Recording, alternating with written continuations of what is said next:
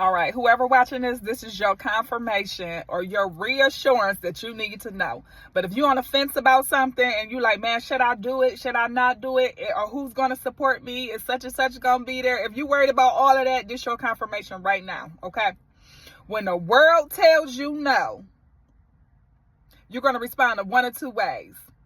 You're going to either keep going or you're going to fold. Because I'm going to tell you right now, you're going to get a no. You're going to get a no early on. You're going to get a no in the middle, and you might get a no in the end, okay? But you're going to get some no's, okay? You might get multiple no's, but understand, every no you get, you closer to that yes. So when the world tells you no, ask yourself, am I going to fold, or I'm going to keep going, I'm going to keep doing what God told me to do?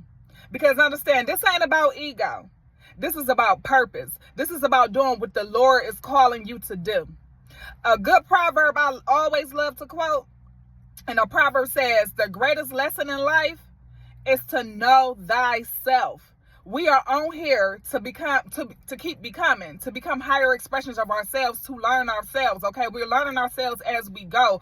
All of our past experiences and everything that has led up to this point has led you to being exactly where you're supposed to be. And right now, whoever watching this, maybe y'all might even be at the crossroads right now. And you at the crossroads and you trying to decide, should I jump or should I stay in place? I'm here to give you confirmation right now to go after that goal and dream that God placed in your heart. Because if it's one of them goals and dreams you got in your heart and you think about it every day and night and you can't shake it off no matter what you do, that's a nudge coming from the Most High God telling you what you are supposed to be doing. It's your purpose. If you at the crossroads and you worrying about who about to say something or what somebody about to think or who about to support you, when the world tells you no, are you going to fold or are you going to keep going? One of my favorite books I read, y'all, is by Joyce Myers. It's called Battlefield of the Mind. I read this book. This had to be over 10 years ago, y'all.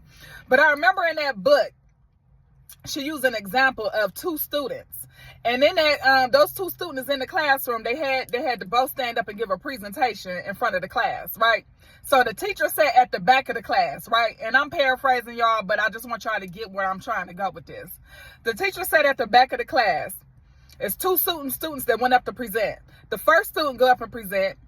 He go with his speech, okay? So he go ahead and do that. The teacher sitting at the back of the class. The teacher yelled, no. The student, started looking around, like, the teacher yelled again. He say, no. The student looking around, the class started laughing.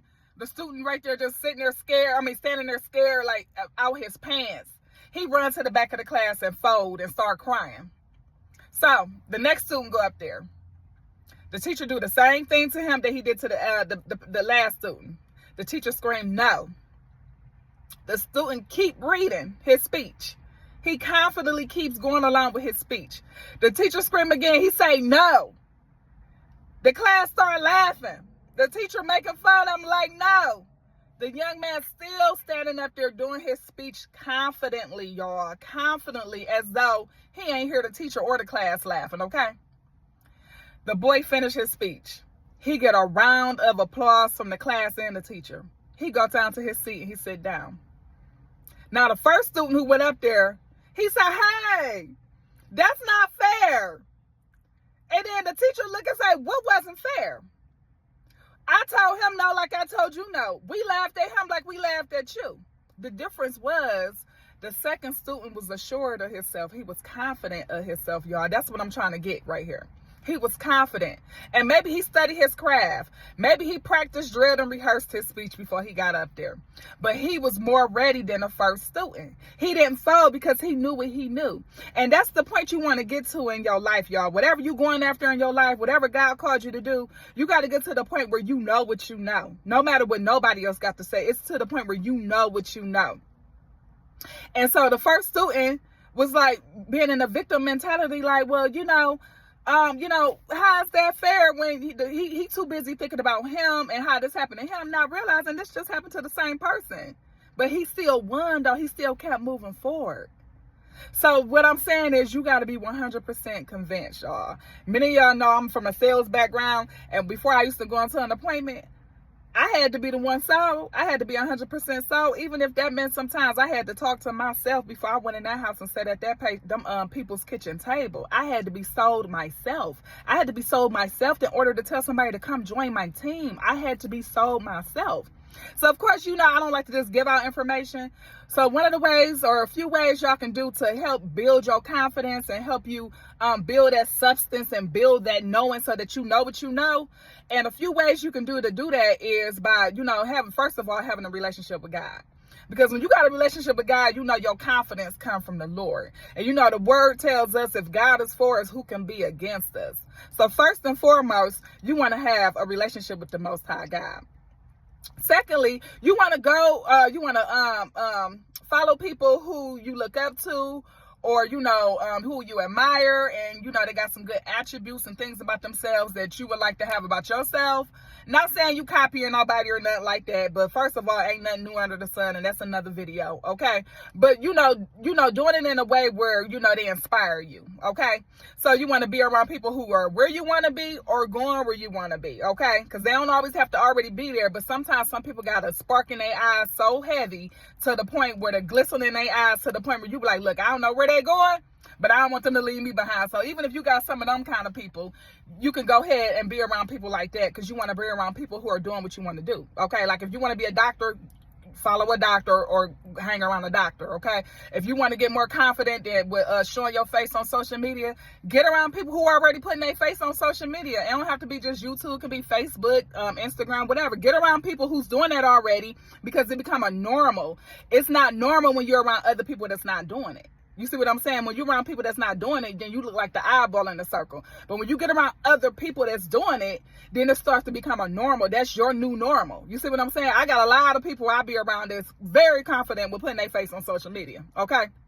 But I said that to say, because I know a lot of people struggle with that. When you in your circle and you're the only one that's thinking a little different than your circle, sometimes it could be a little discouraging, okay?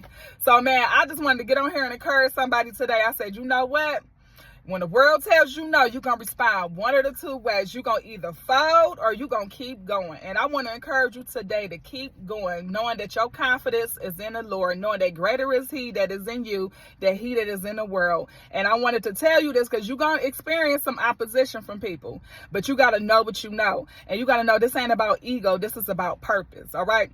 And y'all, before we get off of here, I want to remind y'all that the 18th is the last day to sign up for the one-on-one coaching